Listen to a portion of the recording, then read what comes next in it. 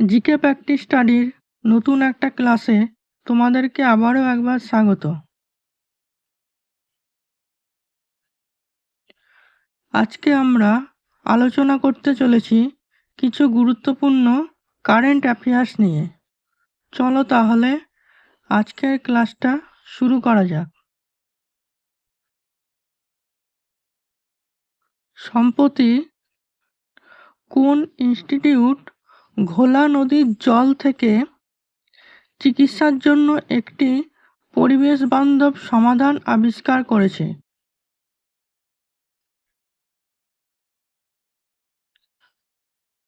সম্প্রতি কোন ইনস্টিটিউট ঘোলা নদীর জল চিকিৎসার জন্য একটি পরিবেশ বান্ধব সমাধান আবিষ্কার করেছে?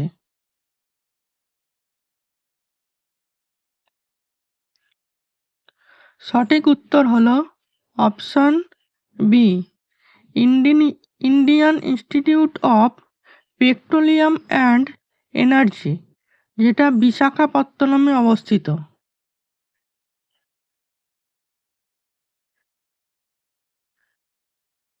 বিশাখাপত্তনমের Indian Institute of Petroleum and Energy IIPE অন্যান্য গবেষণা প্রতিষ্ঠানের সাথে সহযোগিতায় সম্প্রতি ঘোলা নদীর জল চিকিৎসার জন্য একটি পরিবেশ বান্ধব সমাধান আবিষ্কার করেছে। সমাধানটিতে ঝিল্লি সারফেস মডিফিকেশন টেকনিক বলা হয়, যেটা ইংরেজিতে বলা হয় surface modification technique of membrane.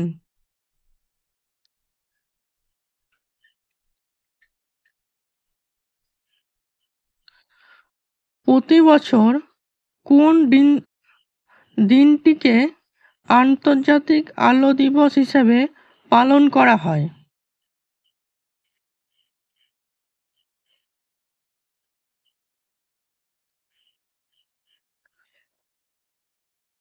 সঠিক উত্তর হলো অপশন বি, 16ই মে।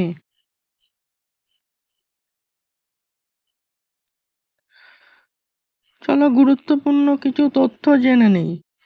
ইউনেস্কো দ্বারা প্রতিষ্ঠিত আলোর আন্তর্জাতিক দিবস ইন্টারন্যাশনাল ডে অফ লাইটস সমাজ এবং প্রযুক্তির ওপর আলোর প্রভাব উদযাপন করে। 16ই মে থিওডোর ম্যানের 1960 সালের লেজারের সাফল্যকে স্মরণ করে পালন করা হয়।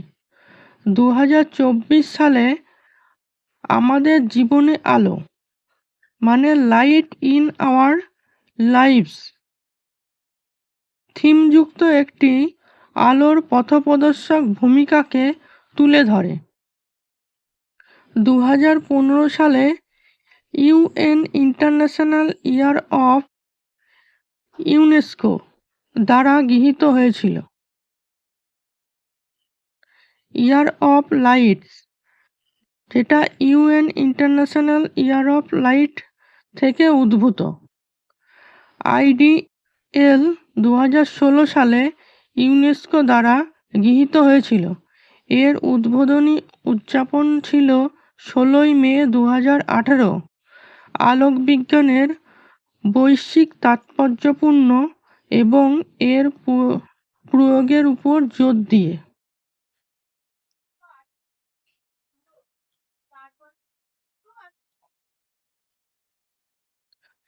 পরের প্রশ্ন, সম্প্রতি ভুবনেশ্বরের 27তম ফেডারেশন কাপ সিনিয়র জাতীয় প্রতিযোগিতায় পুরুষদের জ্যাভেলিন নিক্ষেপে কে স্বর্ণপদক জিতেছে?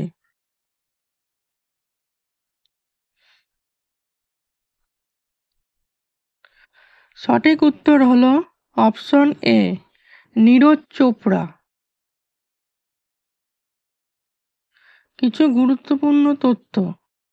অলিম্পিক চ্যাম্পিয়ন্স নীরজ চোপড়া 15ই মে ভুবনেশ্বরে ২৭তম ফেডারেশন কাপে ৩ বছরের মধ্যে তার প্রথম ঘরোয়া প্রতিযোগিতায় স্বর্ণ জিতেছিল। ওড়িশার একজন নায়ককে স্বাগত জানানো দাবি করা হয় সত্ত্বেও তিনি পুরুষদের জ্যাভলিন ফাইনালে তার পারফরম্যান্স নিয়ে অসন্তোষ প্রকাশ করেছিলেন। মঞ্চের শীর্ষস্থান।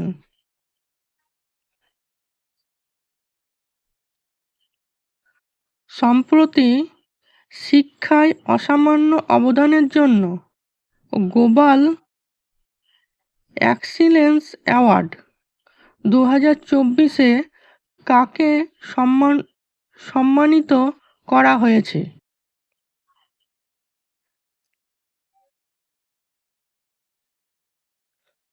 সঠিক উত্তর হলো অপশন সি, চন্দ্রকান্ত সতীজা।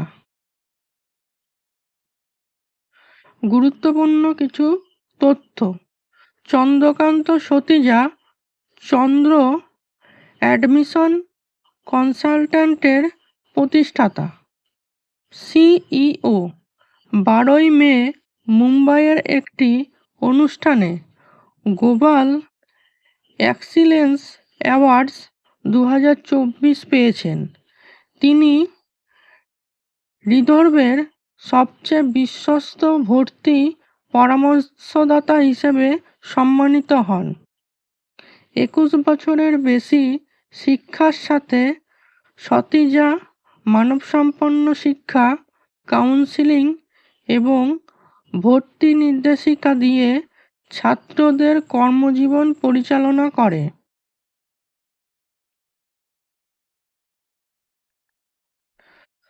কোন দেশ সম্প্রতি বিশ্বের প্রথম 6G ডিভাইস উন্মোচন করেছে?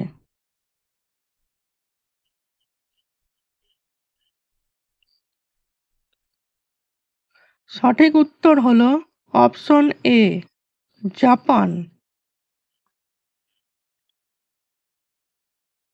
গুরুত্বপূর্ণ কিছু তথ্য। একটি জাপানি কনসোর্টিয়াম বিশ্বের প্রথম উচ্চগতিসম্পন্ন 6G প্রোটোটাইপ গ্যাজেট উন্মোচন করেছেন। 5G-কে 20 গুণ অতিক্রম করেছে। ডোকোমো, এনটিটি, এনইসি এবং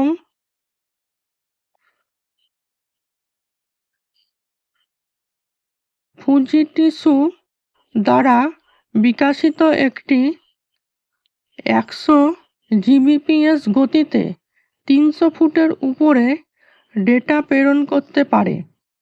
সফলভাবে ভিতরে এবং বাইরে পরীক্ষা করা হয়েছে। যাই হোক, 6G এখনও উন্নয়নমূলক পর্যায়ে রয়েছে এবং বাণিজ্যিক ব্যবহারের জন্য প্রস্তুত নয়। এর চিত্তাকর্ষক গতি সত্ত্বেও নেটওয়ার্ক প্রযুক্তিতে অন্তর্নিহিত ত্রুটি রয়েছে।